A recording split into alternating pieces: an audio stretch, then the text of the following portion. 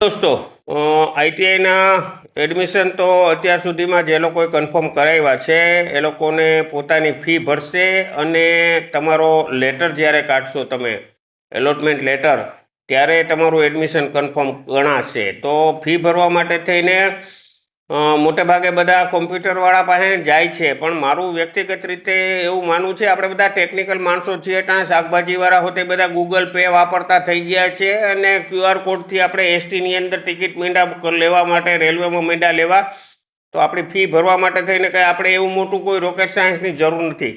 કરવાનું શું છે, ખાલી તો સાદી પ્રોસેસ છે, તમને સમજાવી દઉં। આઈટીઆઈ એડમિશનમાં જવાનું છે। આઈટીઆઈ એડમિશન આ રીતના ખોલશું એટલે આપણે સામે આ રીતનું પેજ સીધું આવીને ખુલી જવાનું છે। હવે રજિસ્ટર ઉમેદવારો માટે થઈને અહીં ક્લિક કરો, અહીંયા જઈને આપણે ક્લિક કરી દેવાનું છે। આ ક્લિક કરી દઈશું એટલે અહીંયા રજિસ્ટ્રેશન નંબર આપણે નાખવાના થાય। તો આપણું જે રજિસ્ટ્રેશન નંબર અહીંયા હોય એ રજિસ્ટ્રેશન આપણો નંબર નાખી દેવાનો હોય। ત્યાર પછી અહીંયા જાવું એટલે આપણી ડેટ ઓફ બર્થ નાખવાની થાય। અહીં ડેટ ઓફ બર્થ આપણે નાખી દેવાની છે। અહીંયા ખાલી કેપ્ચા કોડ નાખવાનો છે, QK, આ 2 વખત Q, મોટા નાના જે હોય નાખવા, ખાસ યાદ રાખવા, અને આ Z। આમ કરી અને જ્યારે આપણે લોગિનનું બટન દબાવશું એટલે આ રીતના તમને એક ઓટીપી જશે। આ તો મારી પાસે સેવ કરેલું હતું, પણ એક તમારા એકાઉન્ટની અંદર ઓટીપી આવશે। હવે જ્યારે ઓટીપી આવી જાય એટલે એ ઓટીપી દ્વારા તમારે લોગિન થવાનું છે। એનામાં છેલ્લું ટેબ આપ્યું છે પે ટ્યુશન ફી અને CMD। છેલ્લું જો આ જોઈ લો તમે, પે ટ્યુશન ફી અને CMD। પે ટ્યુશન ફીની અંદર આપણે ક્લિક કરશું એટલે આ આવી ગયું સીધે સીધું। એમાં પાછું આપણે અહીંયા બર્થ ડેટ આપણી નાખવાની થાય એક વખત કન્ફર્મેશન માટે થઈને।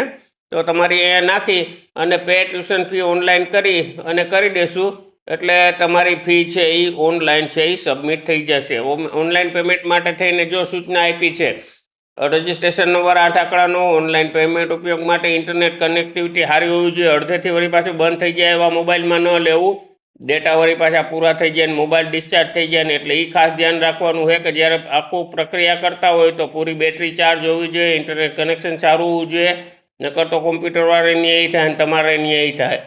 ત્યાર પછી ઓનલાઈન ઈ રિસિપ્ટ મળવાથી પ્રવેશ માન્ય ગણાશે। તમને એક ઓનલાઈન ઈ રિસિપ્ટ મળી જશે એની અંદર, અને જો સ્ટેટસ છે પેન્ડિંગ આવે તો 30 મિનિટ પછી check earlier incomplete pending transaction એ આપણે ચેક કરવાનું રહેશે ને ખાતામાંથી પૈસા કપાણા કે નહીં જોઈ લેવાનું રહે। નવું પેમેન્ટ કે ટ્રાન્ઝેક્શન કંઈ પણ કરીએ એ પહેલાં અર્લિયર છે એ આપણે ચેક કરી લેવાનું છે। ઓનલાઈન પેમેન્ટ રિસિપ્ટના ઓપ્શન ચેક કરી લેવા। તમે કોમ્પ્યુટરવાળા પાસે જાઓ તો એ બધો કોમ્પ્યુટરવાળો આપણા જેવો જ છે, એ કાંઈ નહીં બી કરીને આવ્યો નથી, એ 10-12 ચોપડી ભણીને કંઈ પણ કોમ્પ્યુટરનું જે કંઈ સેન્ટર છે એ ચલાવતો હોય છે। એટલે કાંઈ પણ મૂંઝાયા વગર આટલી જ માત્ર પ્રક્રિયા છે।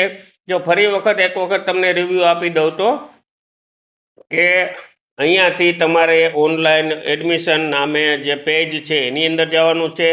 ઓનલાઈનની અંદર જવું એટલે ત્યાં આપણી પાસે આપણો registration number, date of birth માગશે, પછી લોગિન માગશે।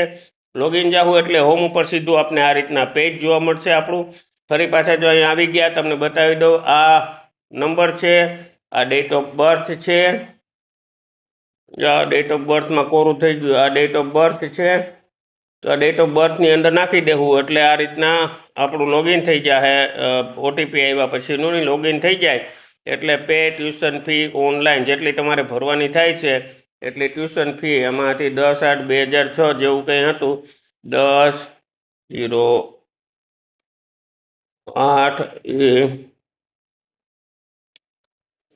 અને 2010, તો જે તમારી જન્મ તારીખ આવતી હતી એ નાખી દેવાની છે અને ત્યાર પછી આ રીતના પેમેન્ટ કરવા સીધું વહી જવાનું થાય છે। બરોબર છે? એટલે તમને મળશે ખુલવા, એટલે જરા કે કોઈ પણ મૂંઝાયા વગર એક વખત 2 વખત જોઈ લેવું પેમેન્ટ કરતાં પહેલાં, કન્ફર્મ કરવું શરૂઆતની અંદર આ રીતના આવશે। Registration number, date of birth, captcha, login કરશો એટલે મોબાઈલમાં ઓટીપી આવશે, ઓટીપી નાખી દેવો એટલે લોગિન થઈ જવા છે। અને લોગિન થઈ ગયા પછી સીધી છેલ્લી ટેબની અંદર જઈને ઓનલાઈન પેમેન્ટ કરી દેવાનું છે। It's okay, thank you.